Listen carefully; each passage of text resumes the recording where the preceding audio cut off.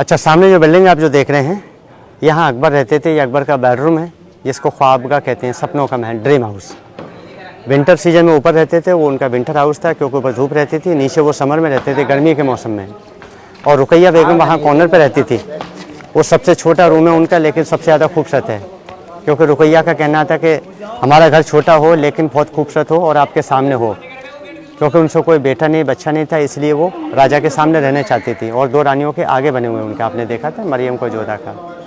और ये बीच में जो पानी वाले जो पॉइंट आप देख रहे हैं, ये तानसेन के गाने के लिए था। अकबर के दरबार में 9 मंत्री थे, बीरबल, तानसेन, टोडरमल, मांग सिंह, अबुल फजल फैजी, रहीम खान खाना, हकीम हमा, मुल्ला 2 प्याजे, ऐसे 9 मिनिस्टर थे। तो तानसेन बहुत फेमस सिंगर थे उनके, तो ये उनको खुश करते थे गाने से उनको। तो वो सेंटर में बैठकर वहाँ गाना गाते थे। बादशाह अकबर वहाँ से बैठकर सुनते थे। जो बिल्डिंग आप देख रहे हैं अपने महल से सबसे आगे 2 पिलर देखते हैं, वहाँ बैठते थे अकबर। वहाँ से वो तानसेन का संगीत सुनते थे और रानियाँ यहाँ ऊपर बैठा करती थी। लेकिन यहाँ पर्दा होता था, वो सबको देख सके, उनको कोई नहीं देखे। उस ज़माने में लाउड स्पीकर नहीं थे, तो टैंक के अंदर पानी रखते थे। और उस ज़माने में रोज़ वाटर होता था, गुलाब का पानी। तो पानी से इको होता है, वाइब्रेट होता है। जब वो गाते थे तो उनकी आवाज़ दूर तक जाती, सारे लोग सुनते थे। इस प्लेस को 4 चमन अनूप तालाब कहते हैं। 4 चमन इसलिए कहते हैं, 4 रास्ते हैं बीच में जाने के लिए। अनूप के माने एक सुंदर जगह। इसी जगह तानसेन बैजू बावरा में कंपटीशन हुआ था। अकबर ने यहाँ तानसेन और बैजू बावरा का कंपटीशन करवाया, क्योंकि तानसेन यहाँ गाने से दीपक जला दिया करते थे। तो उनके कंपटीशन में यहाँ बैजू बावरा आए।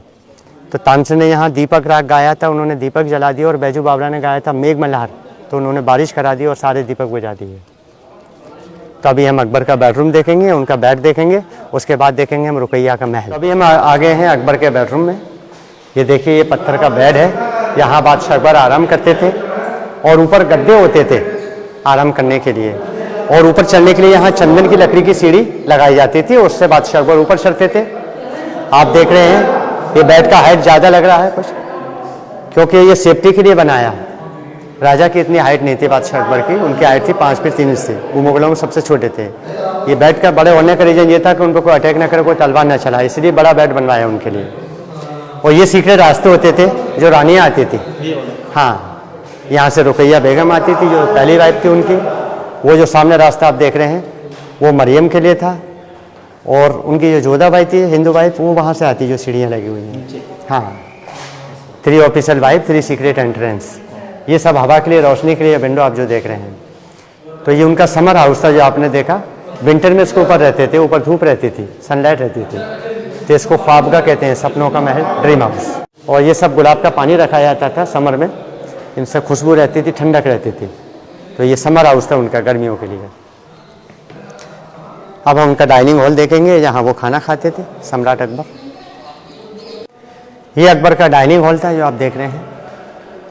और वो डाइनिंग टेबल यूज नहीं करते थे, यहाँ नीचे बैठकर खाते थे। सुंदर कारपेट होते थे, उसको दस्तरखान बोलते हैं।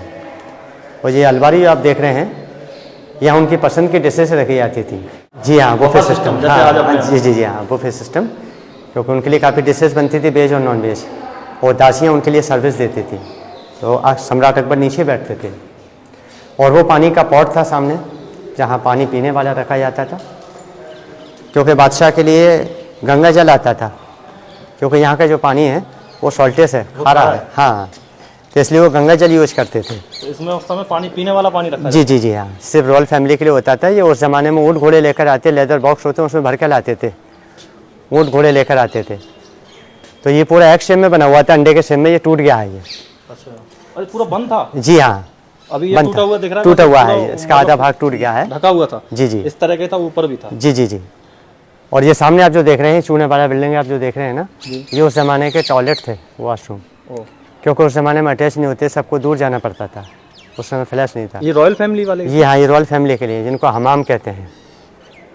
अब हम देखेंगे तुर्की सुल्ताना का पैलेस, शीश महल, सबसे छोटा और सबसे ज़्यादा खूबसूरत है। आ चुके हैं, ये रुकैया का महल है जो आप देख रहे हैं। ये सबसे छोटा और सबसे सुंदर है। ये जितने जो वर्क आप देख रहे हैं, सब ये हैंड वर्क है जो आप देख रहे हैं। ऐसा वर्क देखने के लिए कश्मीर में मिलता है, वहाँ लकड़ी के ऊपर वर्क करते हैं। लेकिन आज से 450 साल पहले वर्क किया, बहुत ही खूबसूरत वर्क है। सीलिंग देखें आप, ऐसे डोर का डिजाइन दिया जैसे लकड़ी के दरवाजे होते हैं। और ये सब चटाई वाला वर्क है। Persian architecture. सभी पिलरों पर आप देखें ऐसे फ्रूट डिजाइन दिए, जैसे अंगूर की बेलें बनाई, कारीगर ने इधर अनार भी बनाया, देखिए। तो ये रुपैया का शीश महल है जो हम देख रहे हैं। ये सबसे छोटा कमरा है, सिंगल रूम है, और अंदर में जो बॉक्सेस आप जो देख रहे हैं उन सब के अंदर शीशे लगे हुए थे, मिरर लगे हुए थे यहाँ। उनके बॉर्डर पे आप देख रहे हैं छोटे छोटे ऐसे, देखिए वहाँ गड्ढे हो रहे हैं ना, देखिए जूम करिए उसको, तो उनमें रियल डायमंड लगे हुए थे, उनका रिफ्लेक्शन होता था तो इसमें रोशनी होती थी। कारीगर ने देखिए अंदर भी ऐसे गार्डन्स बनाए, देखिए बैंगन ट्री, नारियल ट्री, तुलसी, अनार, खजूर, और इसका सीलिंग पे भी देखें, सीलिंग बहुत खूबसूरत बनाया है। पहले इसका नीचे मैप बनाया था, मैप को बनाने के बाद फिर ऊपर उसको लगाया पत्थर को, तो एक कैंडल रखने से इसमें रोशनी हो जाती थी। ये रुपैया का रूम था ये।